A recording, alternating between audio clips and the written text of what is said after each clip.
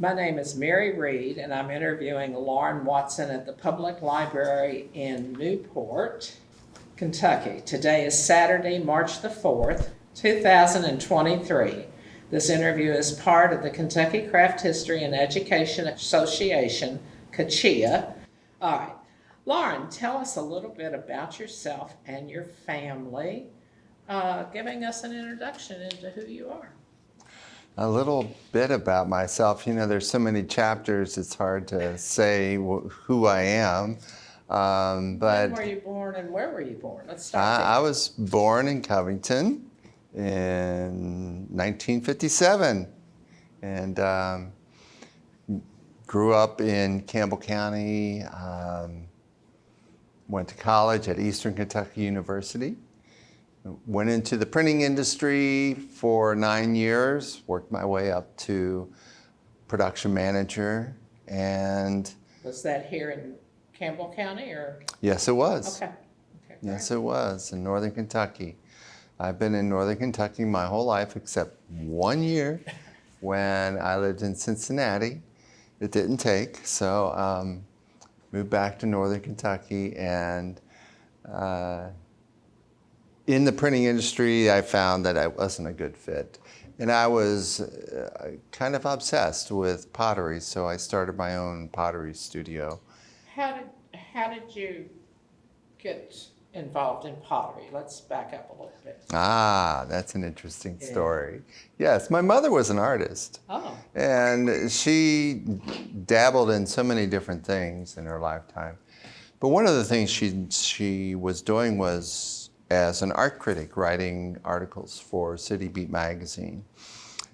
She felt that she wasn't an authority on ceramics, and she didn't understand why people thought certain things were really amazing. So she decided to take a class, an adult education class, and she asked me to join her so that she would have some moral support.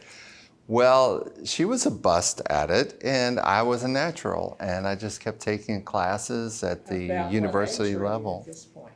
That was right out of college. Okay. Young adult? Mm-hmm. Okay, great. So I was 22 when I started that. No, I'm sorry, 23. And I just kept taking classes until they threw me out. They said that they didn't have anything more to teach me and I had to get my own studio. So that's what I did, but it took 3 years, and bought this house in rural Kentucky that had a space for a studio, and I was really excited about it. And the day before I moved in, I got fired from my job. So it became a very compressed schedule of getting my studio up, getting the kiln built, getting everything, and starting a production line. I said, we'll see how it goes in 6 months. And the rest is history, I guess. I made it. Where did you start selling your ceramics? I was calling around to galleries. This was back in analog. I went to the library and copied the pages from yellow pages of various cities of the art galleries, and I just called them up and said, do you sell pottery? And would you like to see my work? And that was pretty much how I started. Then I started finding out about the retail shows, the craft shows, including the Kentucky Craft Market, which I think I got in my second year of work.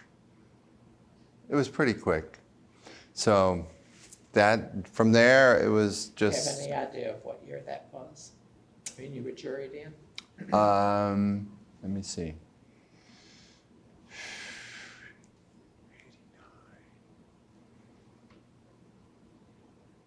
I would say 1991. It's when the program was about 10 years old. Was it? Yeah, okay. Yeah, They came to a show I was at and said I should. I don't know if they said I should apply or that they would put me in without a jury process. I can't remember, but they were very encouraging, positive. It was a done deal. So that felt really good at that moment to be recognized like that. Absolutely. Absolutely. What type of formal education do you have? I studied at Eastern Kentucky University in industrial technology, which really was a glorified, what's the word for the high school programs? A shop.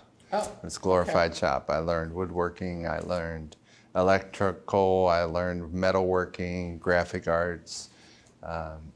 So it was fun in that regard. It wasn't very effective at teaching me management techniques because that's what I was there for, was management.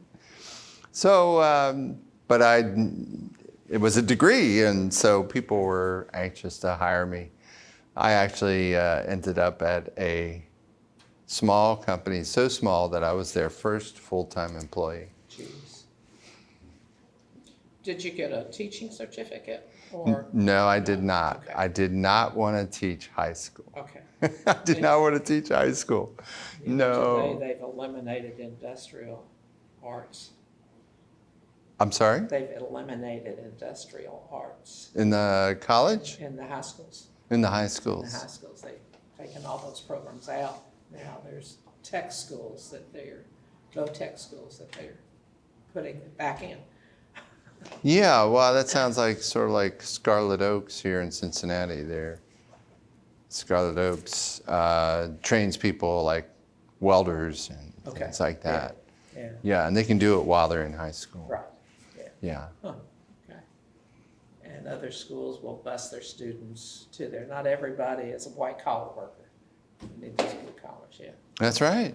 Yeah. And you can start out leaving high school and making $20 an hour. That's.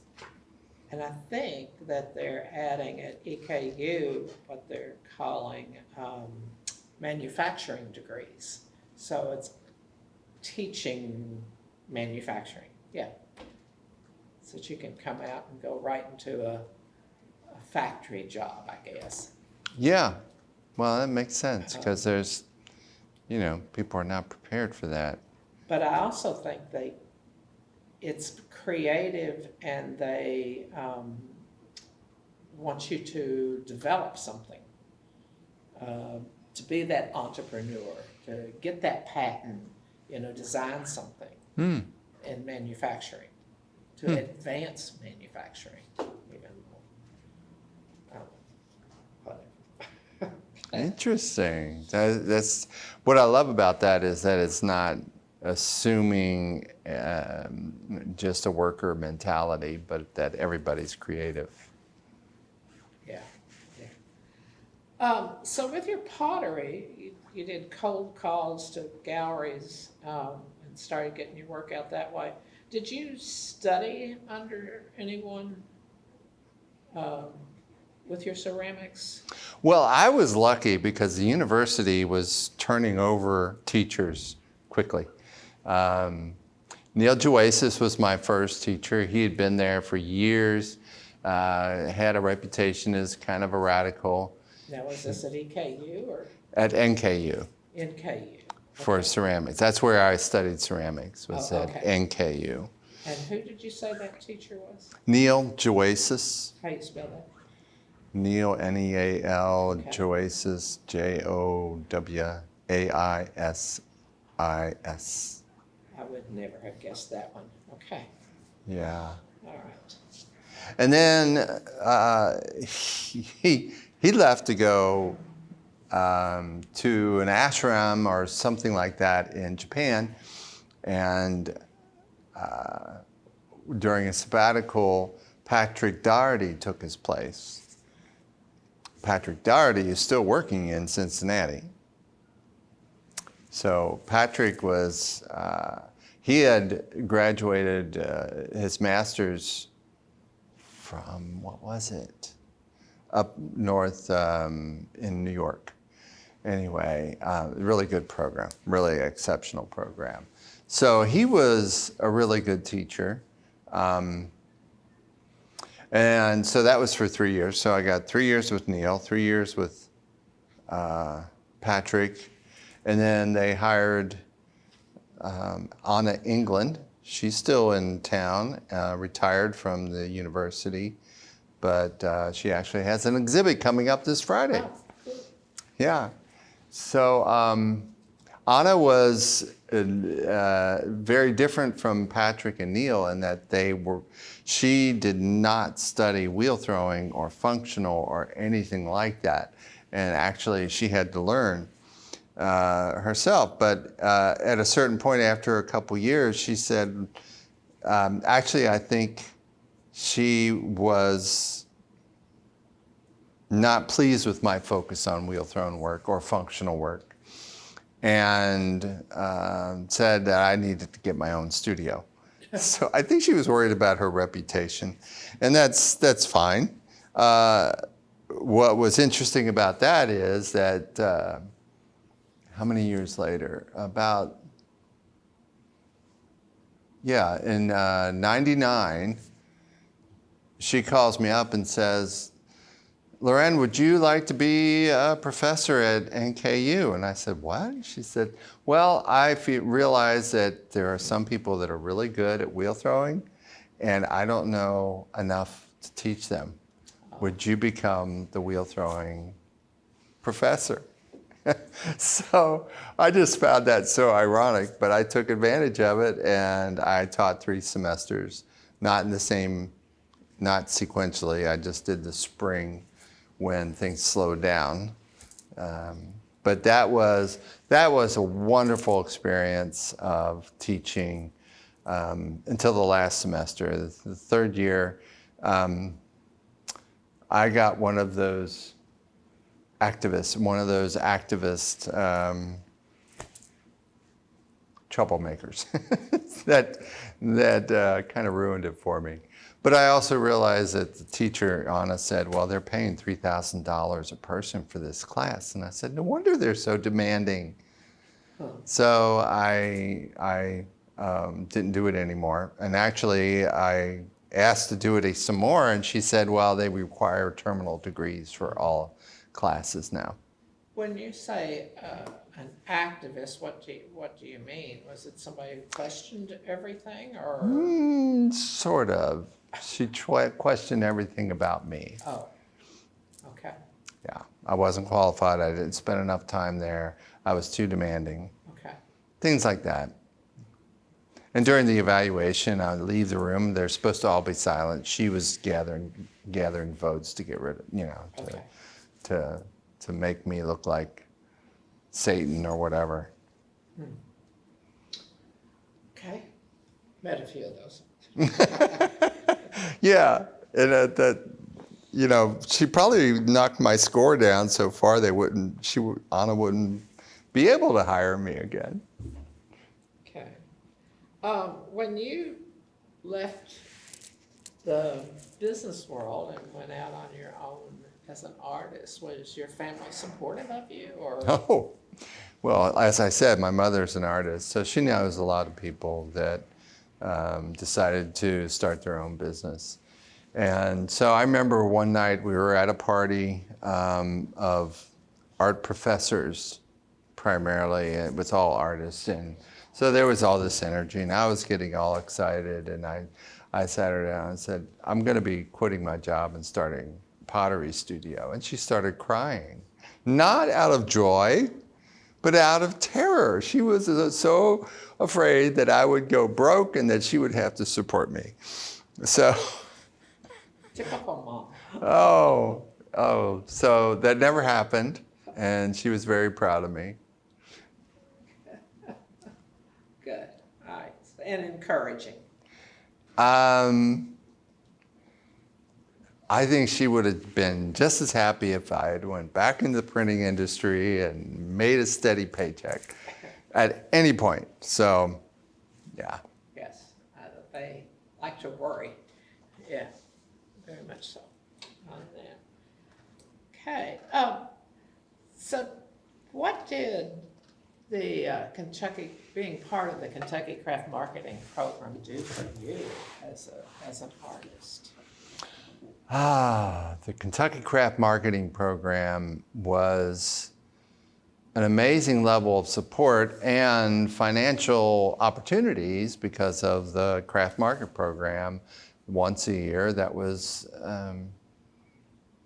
it was hard to describe. It was such a well done show, and it was so on a national level, so that I could raise my level of production, of business acumen. They also had plenty of classes that helped me to understand what the business of art is, and yeah, there was an awful lot that they offered, and the people that were there were just incredibly concerned. They cared about the artists and what we were dealing with, and there was never any question about that. All of them. There was nobody that shrugged and said, "Oh, too bad." It was always looking for ways to help me.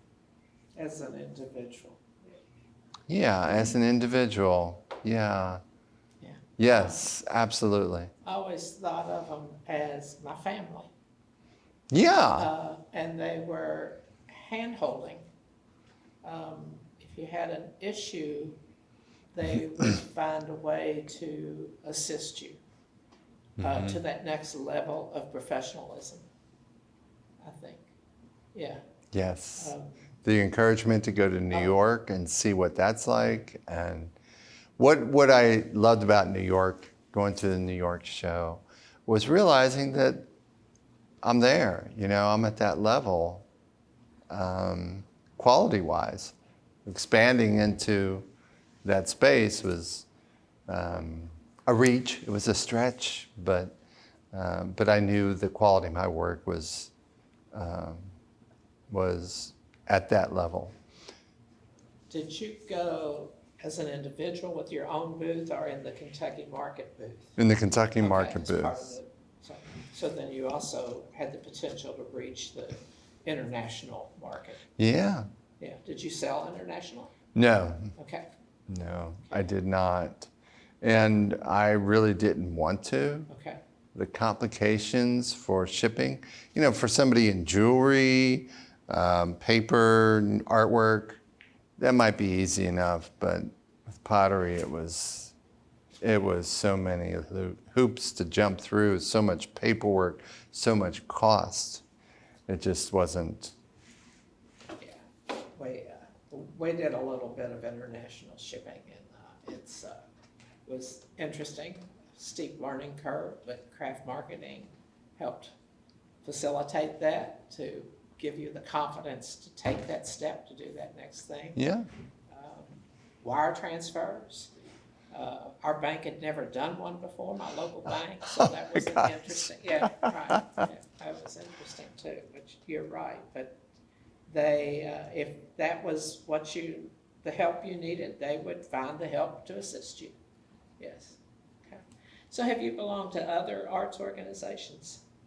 Other arts organizations. In this area? There's the, what is it, ceramics club? Clay Alliance. Clay Alliance was started as an organization to do empty bowls and raise money for the hungry. And that was the purpose of it, and it's still doing that today. That's been around for 25 years, maybe. So. I didn't realize that was how that came about. Yeah, that was the beginning of it, and then they started doing more educational elements, a few here and there. They do the spring show. the exhibit outdoors used to be up in Mount Adams. Now it's in East Walnut Hills. So that was that, and they also do an indoor one at Christmas. I can't remember the name of that one. Usually at the Ludlow Arts Center, Community Center. So they also have meetings. It's a really nice organization. I miss them because they were all local people, and it was very, very friendly. So what else? What other arts organizations? I don't know about local. I was part of. I did a few shows with the. What was the National Craft? American Craft? Yeah, American Craft Council. Okay. I did a couple of shows with them. I'm very proud of that. Philadelphia, Washington, what? Well, I did the wholesale show in Philadelphia. Who was that? Rosen? The Rosen shows. And I did, it was Southeast. Where's that? Might have been Atlanta? Is it Atlanta? Something like that. Atlanta has a wholesale trade show. It's like permanent showrooms too down there. Oh, we visited those with Kentucky Craft Marketing Program. That was another thing that the Craft Marketing Program did, was help me to go to spaces that might be, without having to commit, just go and visit like that. Atlanta was, I remember that one. Were you ever part of the Kentucky Guild? I was part of the Kentucky Guild as early as I could. Probably 92. Maybe sooner.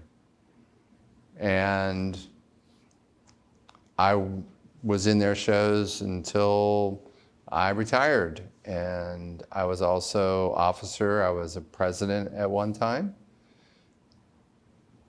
Couldn't tell you the year.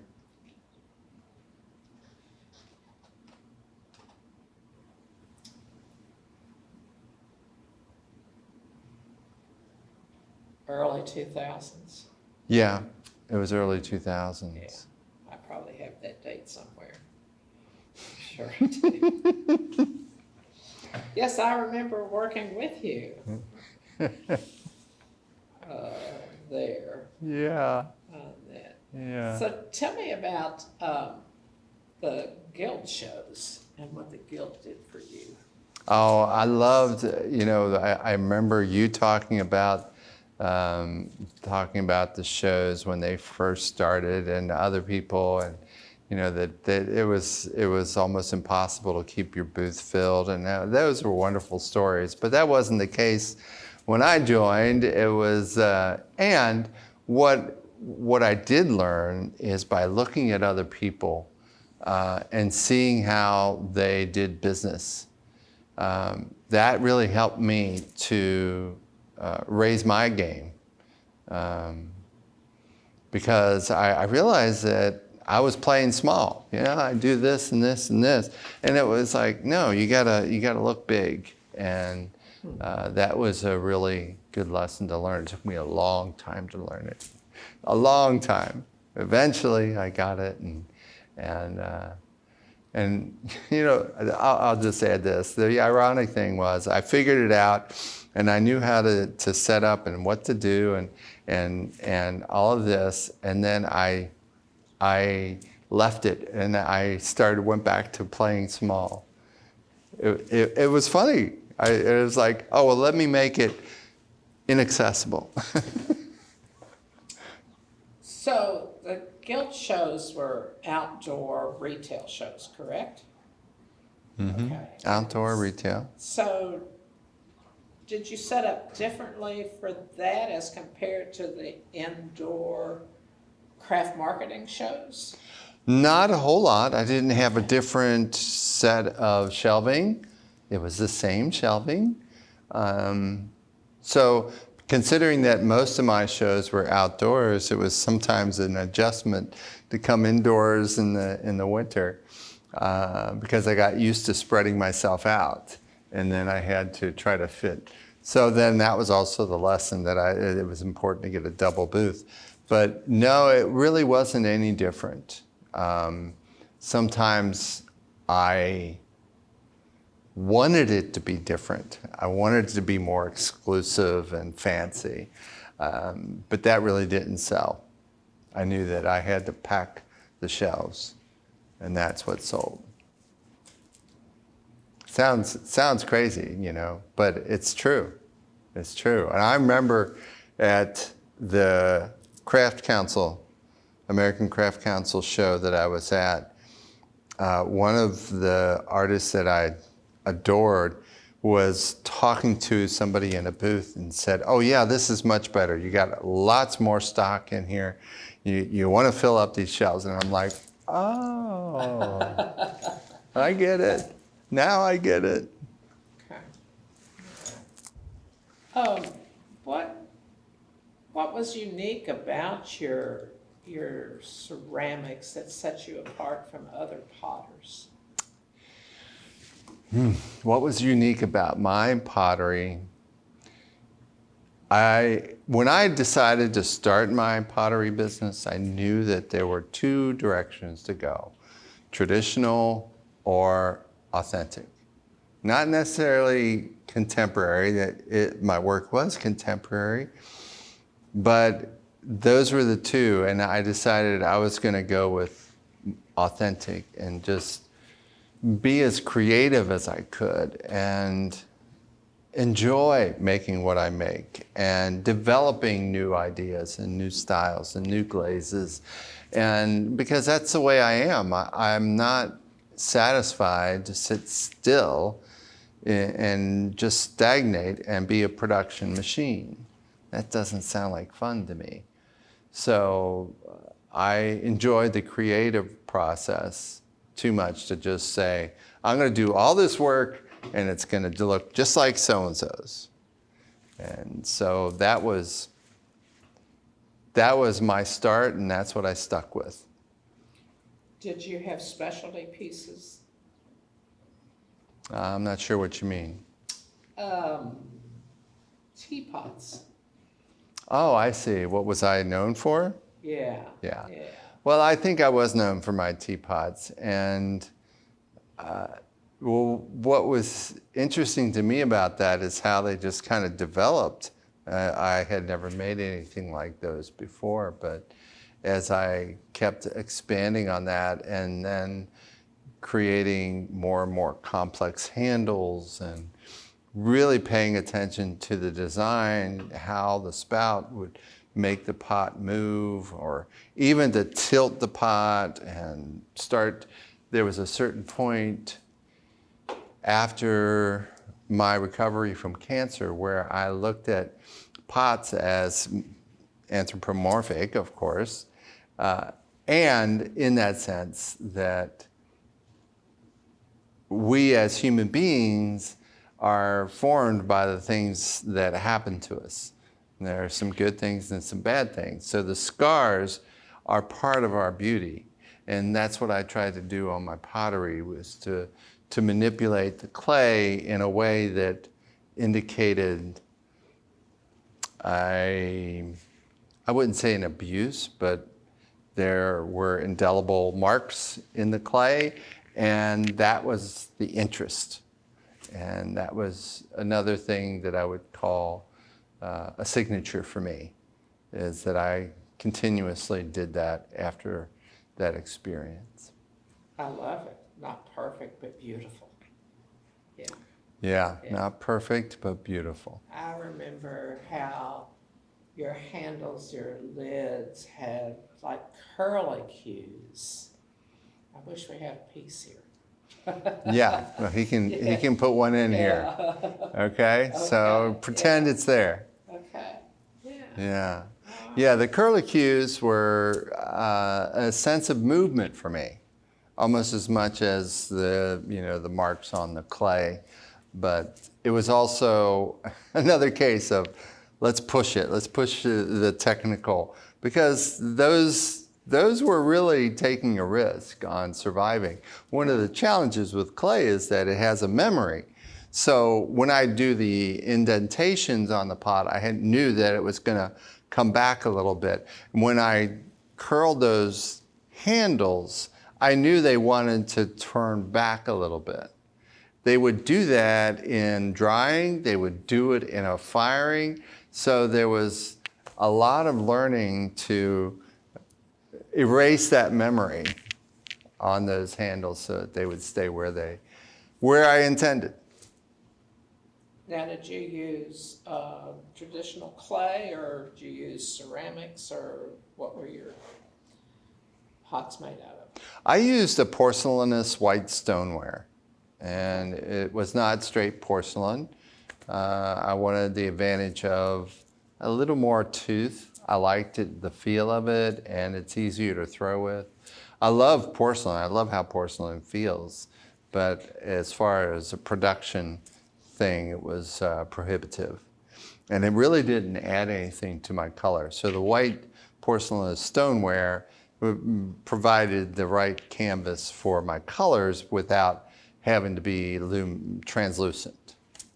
So let's talk about your colors. What are your colors?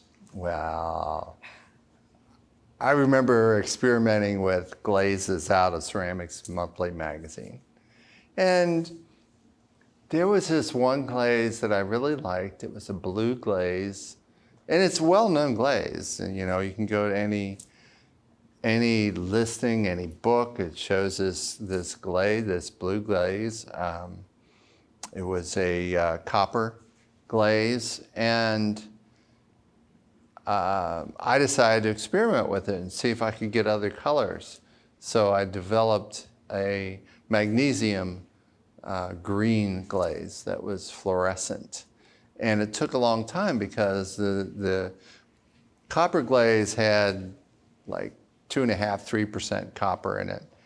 And the magnesium glaze I had to keep adjusting it until it was like 0.15% of magnesium. Not magnesium, I'm sorry. Probably chrome. I skipped chemistry myself. I have no idea. Well, that's what was cool about NKU, is they had a glazed chemistry class, and that helped me to be able to do the tests. Yeah. Huh. Okay. Yeah, I remember your display is vibrant, bright, green, blue. Yes, it popped. It wasn't earthen colors as traditional functional pottery. Yes. Right. Yes. Right. Yes. That really didn't. The functional irons and whatever didn't really. They're fun to look at, you know, up close, but they don't add anything to the design in my book. Did I read somewhere that you had traveled into Europe or someplace in maybe Ukraine, and that had influenced your style? Can you talk about that? Yeah, when I went to Ukraine as an art exchange, part of an art exchange, there was actually 32 people. Half of them were civic exchange, which was like bankers and city councilmen and things like that. And we had the art exchange, which included painters and me and musicians and dancers. And so there was, it was quite an event. We spent a week and a half in Ukraine, in Kharkiv, and I was lucky enough to stay with a family who all spoke English really well. I was like the luckiest one. And we had a great time. We kept visiting studios, and I remember one studio that we visited was a painter. And he was this really quiet, fairly short little fella. He had this very tall, flamboyant, loud wife who was singing his praises, and he'd just sit there. And we finally got him to talk, and they showed us his paintings, one after another. And what happened was we could see the influence of what was going on in Ukraine. This was in 1992. They separated from the Soviet Union in 91. And before that, there was perestroika, which I had forgotten about, which was when Gorbachev, I think it was, or one of them, loosened up in the arts and in journalism and things like that. And that's what caused the separation. But he said, well, these paintings are from before perestroika. And then those paintings are from after. And the difference was like night and day, night and day. Because the ones before were very dark and somber and dark in topics and subjects. And the ones after started lightening up. They were white backgrounds. They were things bouncing all over the canvas. It was so fun to see that difference, that transition, and for him to talk about that. And then another aspect was he was showing us these paintings. Then over here against this wall were paintings that did not look anything like these. And so we said, well, are those your paintings or are they another artist? He said, well, yes, those are mine. He said, we have to make a living, so I do those and ship them to France, and that's how I make a living. And I said, well, it's the same in America. You know, we do what we have to do to make money, and then we do what we love to do so we can create. Well, that opened up the floodgates of conversation, and there was no more quiet little fella.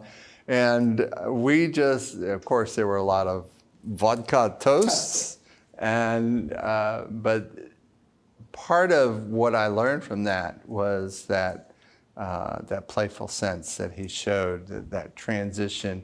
And it allowed me to realize the freedoms that I have, not just political or anything like that, but as an artist, I had freedom. I didn't have to narrow myself to what had been in the past or what I'd seen as the normal. So I could really deviate and really expand my palette, I guess, and what my designs.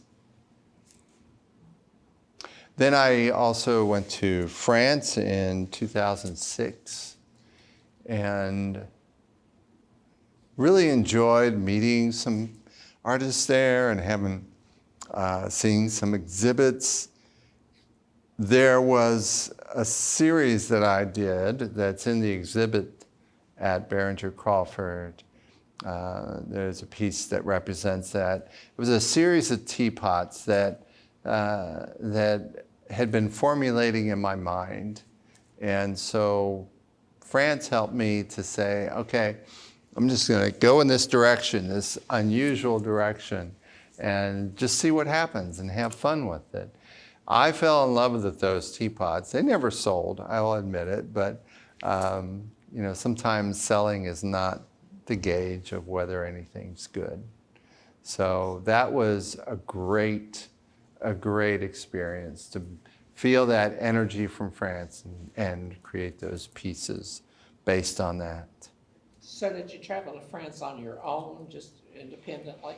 No, that was actually a Clay Alliance art exchange because we had the artists come to the U.S. too. The artist exchange to the Ukraine, was that part of a city? Yeah, that was a sister city. Ukraine was a sister city program. Okay. And I think my mom found out about they were looking for people to go to interview. And so I did. And even though I'm in Kentucky, they said, well... Is that a Cincinnati? Yeah, it's a Cincinnati sister city. Kharkiv is a Cincinnati sister city. Okay, great. Wonderful opportunities. Yeah. I know that Kentucky Craft Marketing did some of that with Japan, I guess. Yes, that's right. Yes. Did they actually get an exchange going with people? I know that they got support in the. I don't know. I was never fortunate enough to be part of that. And then Yeah. I think, now Berea does an exchange. Right. With- They do an exchange? Yeah, with Okay. Japan, but I don't know what city or what, but it's almost a every other year program that they do maybe, or I don't know if it's still ongoing, but I think that those work both ways. It's a two-way street. The Right. benefits that come out of those all the way around. I know some craft shows you'll see this, the sister city visiting, from whatever country that come through and take a look. So it's interesting on that.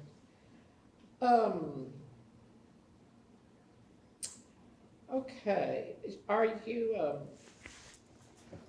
part of the Kentucky Craft Marketing KPAN Peer Advisory Network?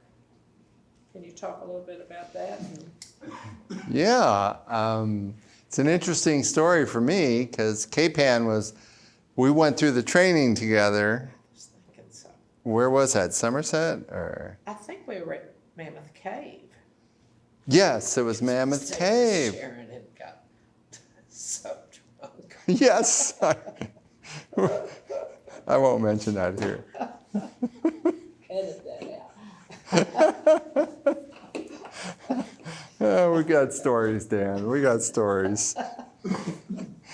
So, yeah, that training, I'm guessing it was about 95, 90, I have no 2000, idea. somewhere in there. And that was a thorough training. I don't remember the professor's name, but he wrote a book on organizational development and nonprofit strategic planning or whatever the title was. And he knew everything, and he stuffed it all, a whole semester of information into 3 days, 2.5 days. And I felt equipped, and after that, I was a KPAN advisor. I started getting a couple of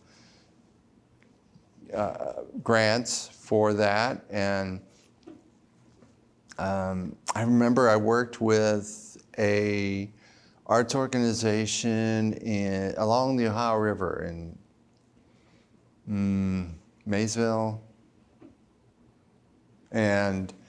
or somewhere. Anyway, they were having trouble keeping together, keeping it moving.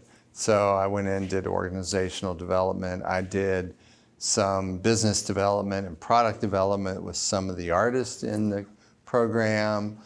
Then the mentoring program that came with those people that they felt were marginal and needed a little more help. So those were some good ones. When I retired from pottery, I said, am I still a KPAN advisor? And they said, yes, of course. And it seemed, and it may have been my fault for not updating my profile, but I did not get any work after that. So every 3 or 4 years, I'd say, am I still listed? And they wouldn't tell me where my profile was that I could change it. They just said, yeah, you're listed. So then when 2 years ago, they decided to increase the DEI offerings, actually to require all Kentucky Arts Partners grant recipients to create a cultural equity plan that included the KPAN advisor for the 6 hours. And that's when I started working with them some more. I updated my profile. So each year, those Kentucky Arts Partners are required to take this cultural equity planning, a cultural equity plan program with the KPAN advisor. So I had 2 last year, I had 2 this year. And the one this year, one of them ended up being a client for the organizational development that I did last week for Voices of Kentuckiana. Cool. Huh. I didn't I didn't realize that. So. You didn't know about the The cultural Kentucky equity Arts plan? Partners, but those are organizations, yes. Okay, so the Kentucky Guild, if they receive support from the Kentucky Arts Council, that's done through the Kentucky Arts Partners program. Is that not based on a percentage of your annual budget or something? Are you familiar with it? On how much they can get? Arts organization. I wouldn't be surprised, but I don't know. Okay. All right. That would make sense to me. Okay. I think that's how that goes. Yeah. So have you taught workshops for other organizations? Well, besides teaching at Northern, I did some workshops for the Clay Alliance. Probably, I don't know. I can't remember if I did one for the Guild. Maybe. Did you do one for the Appalachian Artisan Center in Hindman? Yes, I did. I Do did you a workshop remember in what that was? Hindman.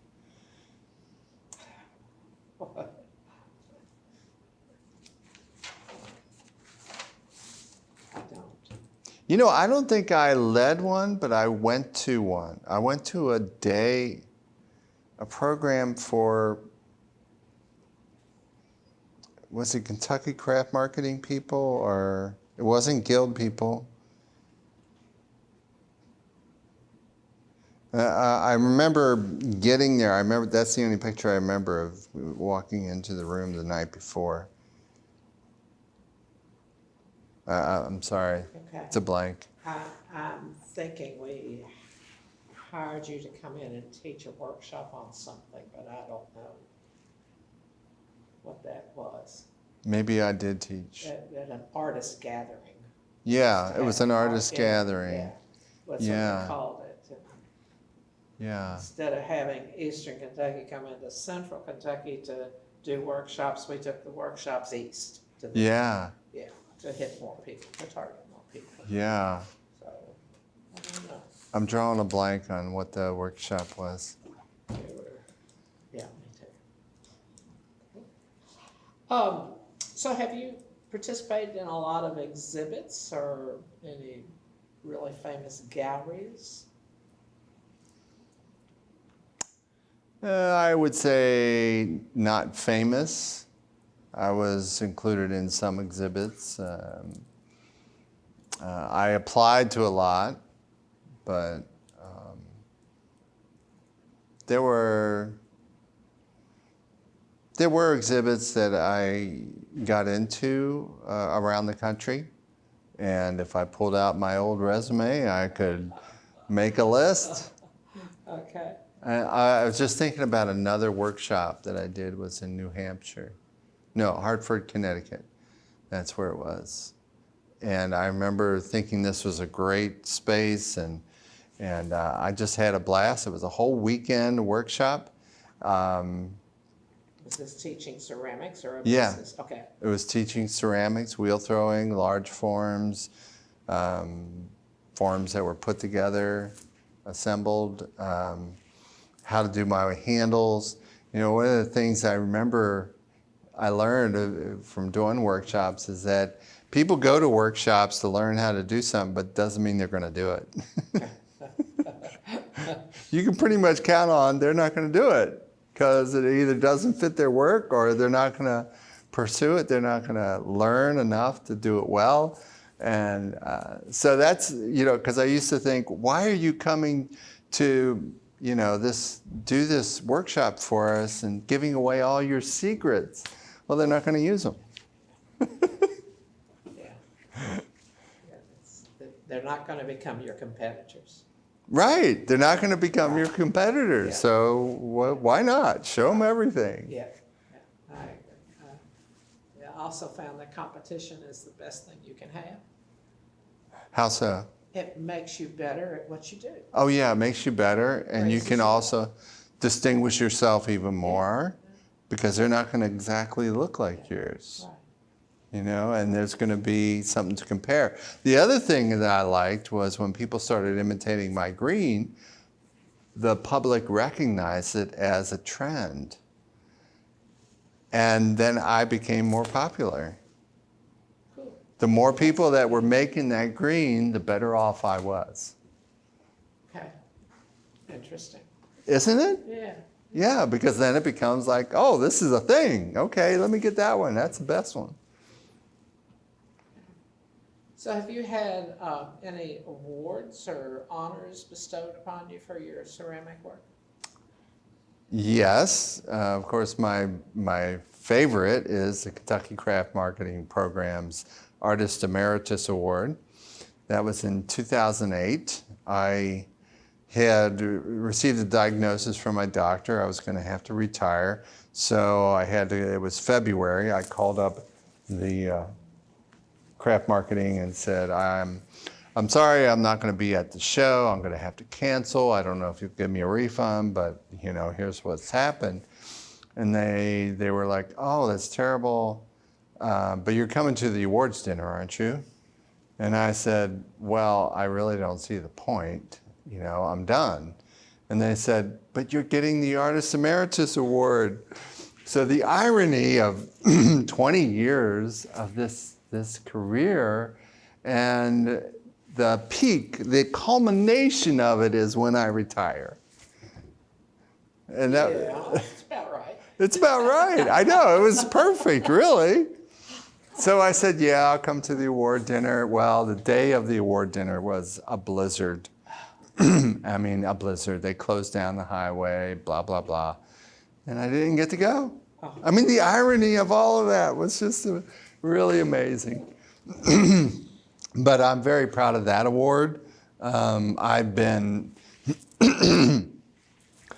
best in show for a few art fairs. I've won awards for exhibits. So I have another list of those. Okay. Have you been featured in any publications? Oh yeah, Ceramics Monthly I was in. I had a list of those too. You know, newspapers, I would work with them. Other publications. What was the one that was the Kentucky-based magazine that Nancy Oh Ballmer did? yeah. What's the name of that one?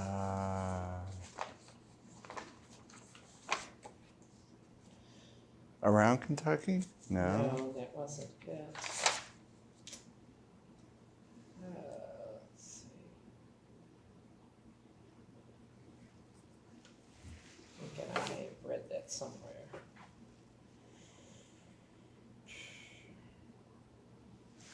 Arts Across Kentucky, was that it? Yes. Arts Yes. Across Kentucky. Yes. Crafts Yes. Report. I was in both of those. Okay. And they were what, just showing your work and telling your story? Well, I think in Arts Across Kentucky they had a special, yeah, it was pretty much that. They had a special segment for, I don't remember what.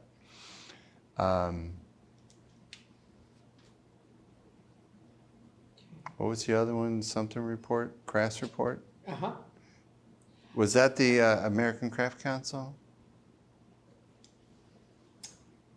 That was, I don't know if it was them or not. It has changed. Mm-hmm. But they really featured business. Helped us a lot. With, Yes, I mean, they'd feature yes, artists, yes. but it taught us the business Yes. of being an artist, the business side of things. Yeah. Right. Now, while I'm thinking of it, I'll mention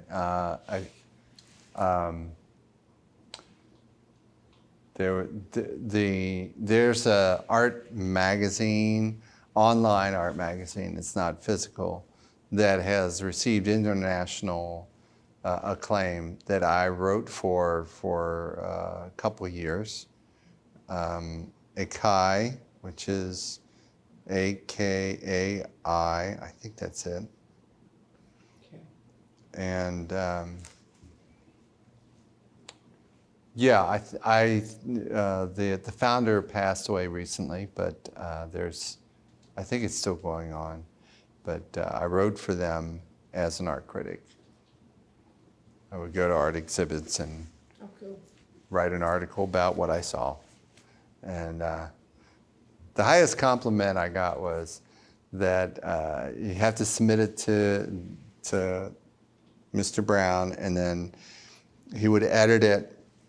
And he called me up and he said, "This is really good. I didn't change anything," and blah, blah, blah. You know, I'm like, "Oh, cool." You know, my mom, when I told my mom that she wrote for him as well.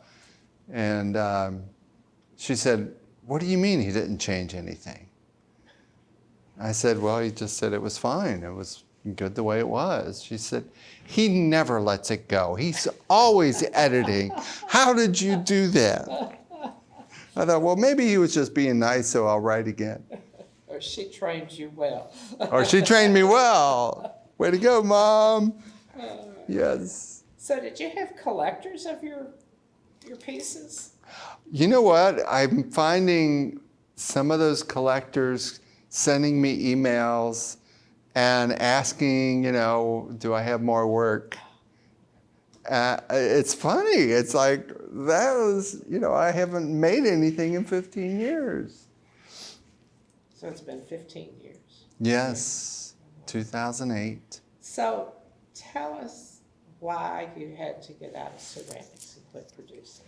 Well, I developed heart conditions that did not allow the physical activity that pottery requires, ceramics requires. It's a physical thing to do. It's physical to move stuff around. It's physical on my feet all day because I don't use a sitting wheel. I raise mine and do it standing because, well, when I set up my studio, I told you about, you know, the compressed time frame. Within 3 months, I was throwing and trying to fill my 27 cubic foot kiln. When I sat down to throw the pots, within a week my back said, "No, this ain't gonna work." Right. And I said, well, my only option is to put it up on a stand. So I built a stand and I threw for 20 years without any problem. Great. Arms, shoulders? No. My shoulders did eventually start bothering me, and I started taking turmeric and completely got rid of it. If I ever stop turmeric, it comes right back. So I know that's my healing. I got carpal tunnel. That's vitamin B6.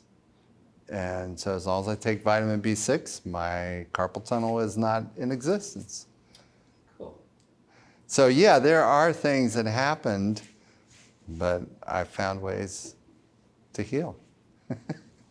Wonderful. Okay, so what do you, now that you've retired from ceramics and the art world, what is it that you do today? Today, I'm a success coach for individuals and executives. That is my passion. I just love it. I love helping people to create success and to reduce stress and be happy. To create whatever they want to create strategies around activities if they want to. So that's where I've been since 2008. And more recently, since I've transitioned as a trans woman, I've started to work for corporations in diversity, equity, and inclusion, focusing on the LGBTQ community and specifically transgender folks, where I can offer programs. One program I use is the alphabet soup, what do all those letters mean? And the other is Transgender 101. So for corporations, that area is like It's like a dark hole. They don't know what's in there. They know there's something in there, but they don't understand anything about the experience, the trans experience. And it's different. It's different for people. So because of that, I'm also quite able to look at DEI in general, cultural equity, within a corporation or a nonprofit.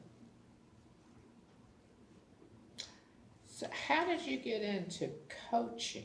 You don't just one day say, oh, I'm a coach, I'm going to teach you how to be successful. Some people do. Is that how No. you did it? No. And just bam, did people come to you? Or? Well, it's interesting. That's another development that wasn't anticipated.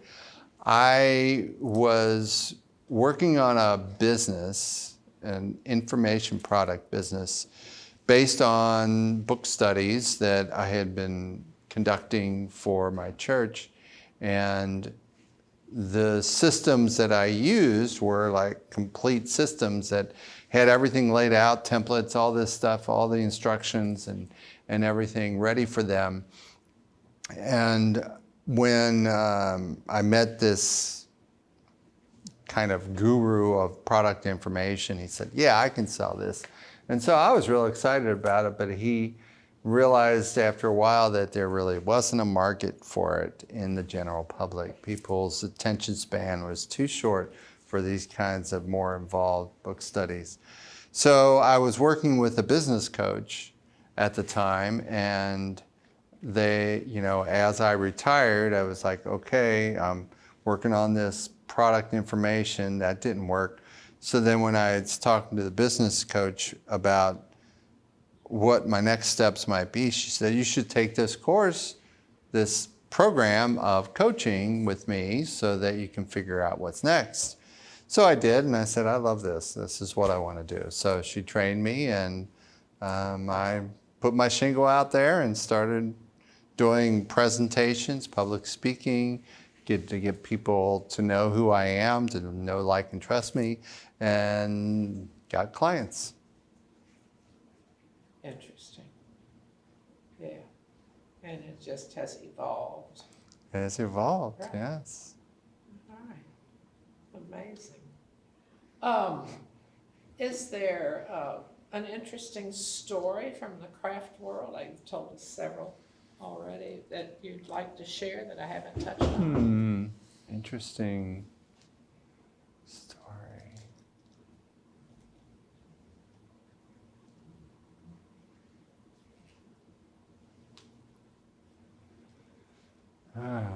Or one that has special meaning to you that happened during your career? Well, this one isn't so much about craft. Okay. So I was at an exhibit that was an exhibit of paintings by students of my mother. And this was about a year before she passed. But I was in this exhibit, I was just looking around, I got there early for the opening, and I see this other woman, and I'm just looking, and she walks right up to me, and she says, you're Lawren Watson. Of course, she used my old name, and I said, yeah, why do you say that? And she said, well, you changed my life. And I was like, what did I do? And she said, 20-something years ago, you did a workshop called The Business of Art for the Clay Alliance, and I was in that room. And you didn't start with the business of art. You started with this question. You asked us, how many people in here can look in the mirror and call themselves an artist? And she said, 4 people in that room. There were 50 people in that room. 4 raised their hand. And she said, I decided that that's what I was going to do. I was going to go home, and in the morning I was going to look in the mirror and call myself an artist. She said, I got up the next morning and I looked in the mirror and I just cried. She said, it was demoralizing. She said, the next morning, I looked in the mirror and I cried. I did this for 10 days. And she said, finally, I was able to look in the mirror and say, I'm an artist. And she said, from that day, my life changed, and I acted like it. And that has made all the difference. Wow. So, Beautiful story. Absolutely. Yeah. Brought tears. Yeah. it does me too. Yeah. Yeah.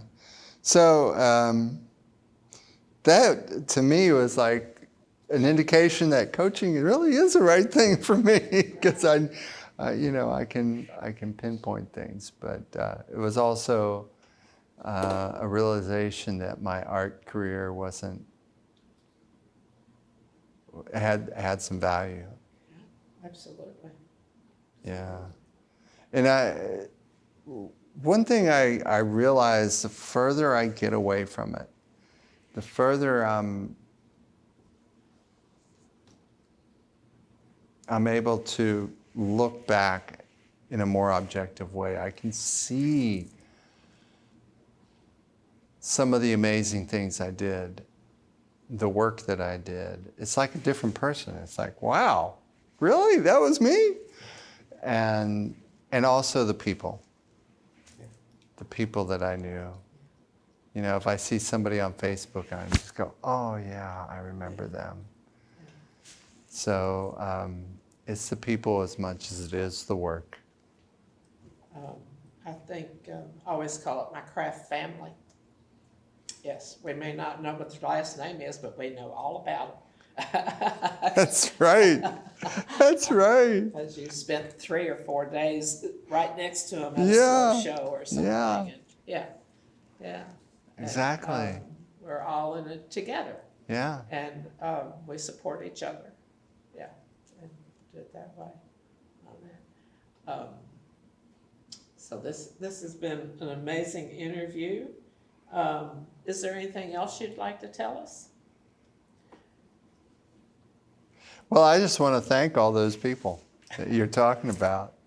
To thank them for every kind word, every bit of grace, every encouraging help that they gave me. All the people that organized, all the people that created the space for me. It's to look back, like I said, you know, there's so much to it. And there's so many people that made it possible for me to have a successful career. Well, thank you very much for sharing your story with us. Thank you. Appreciate it. It was a pleasure.